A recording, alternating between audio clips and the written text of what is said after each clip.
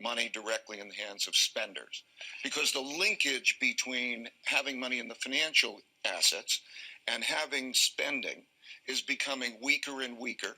Can I just pause for a moment? Sure. So what you're effectively saying to me is that monetary policy one, interest rates, has sort of run its course. It's become ineffective. Monetary policy two, quantitative easing, if I take you correctly, ineffective. Central banks are now going to have to print money and hand it to consumers? In one fashion or in another, they're going to have to go more directly to spenders. How does that work? Well, it can work in either a combination of fiscal and monetary policy. There's a continuum of how it's worked in history. In some cases, you can have the federal government run deficits, which the central bank essentially monetizes by lending them money, and that's one path. And then there's a continuum, and on that continuum, the far side of that continuum is called helicopter money. What helicopter money means is the process of essentially putting it directly in your hands. The central bank has the capacity legally to essentially get money in your hands. There's the laws change from place to place, to put it directly in your hands to have you spend it. In other words, to bypass the financial markets to do that. So there's a range of ways that can be done. History is loaded with them. We're just not acquainted with them because they haven't happened in our lifetimes before. In other words, these long-term debt cycles come once a lifetime, and people once are not a century even. Once a century even. So they're rare, but if you go back over history and you see them, they've happened many times. A type of money that can only be spent for a specific number of reasons. And some worry about that state control or whatever, but like in this particular narrow use case, you want to give checks to individuals to get the economy moving again. Yeah. So if you think of programmable money that expires if you don't spend it. 1960s was filled with financial crises that involved the dollar, but the total collapse came in 1971.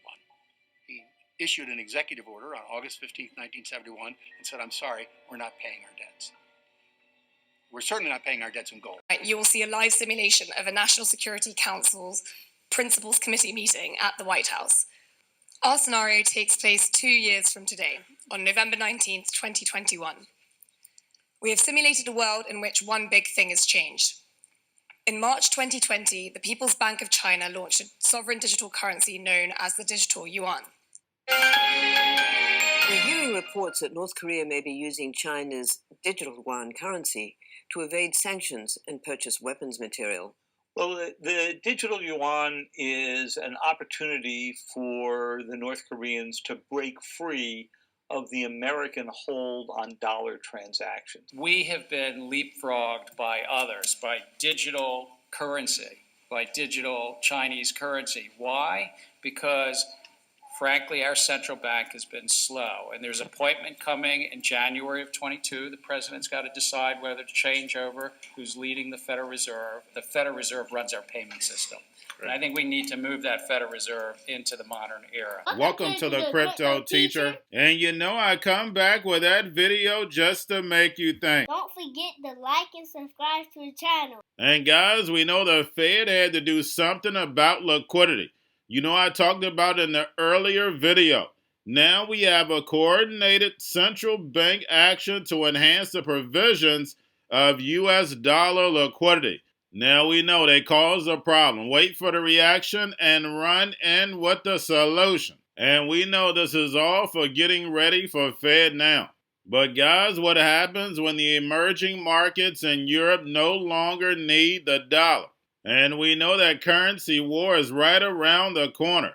We know China's digital yuan is already ready and has already been tested.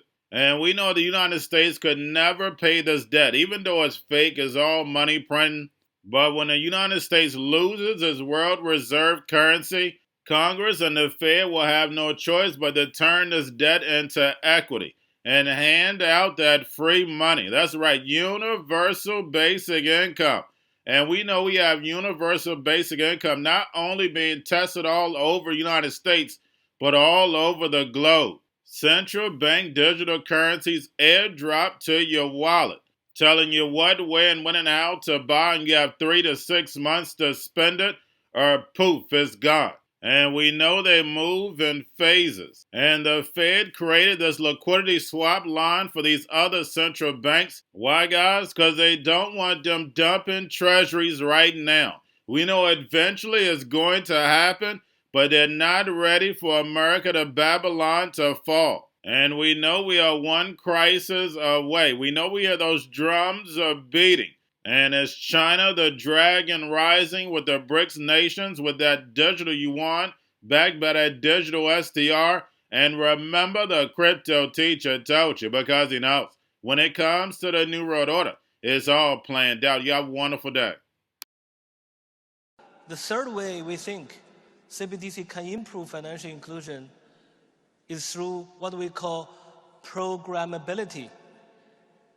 That is, CBDC can allow government agencies and private sector players to program, to create smart contracts, to allow targeted policy functions. For example, welfare payment. For example, consumption coupon. For example, food stamp. By programming CBDC, those money can be precisely targeted for what kind of people can own and what kind of use this money can be utilized. For example, for food. So this potential programmability can help government agencies to precisely target their support to those people who need support. So that way can also improve financial inclusion.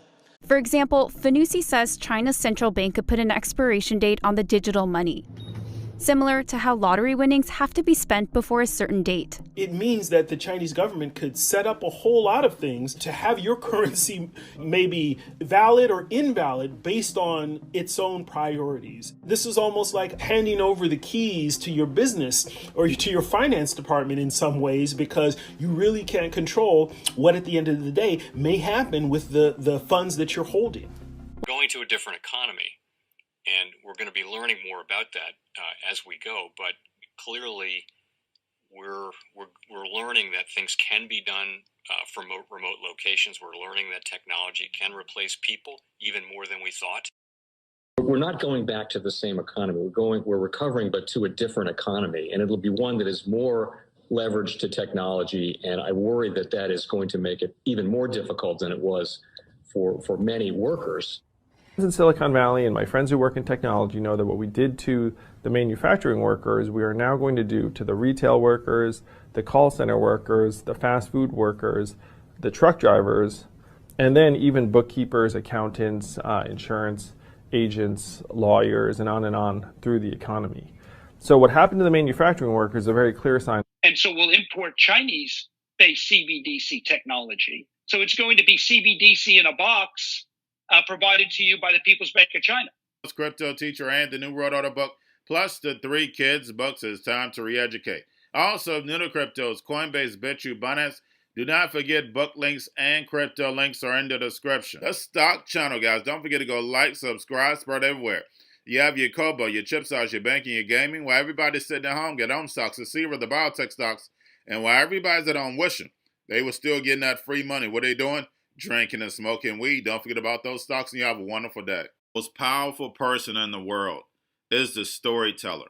The storyteller sets the vision, values, and agenda of an entire generation to come. Steve Jobs.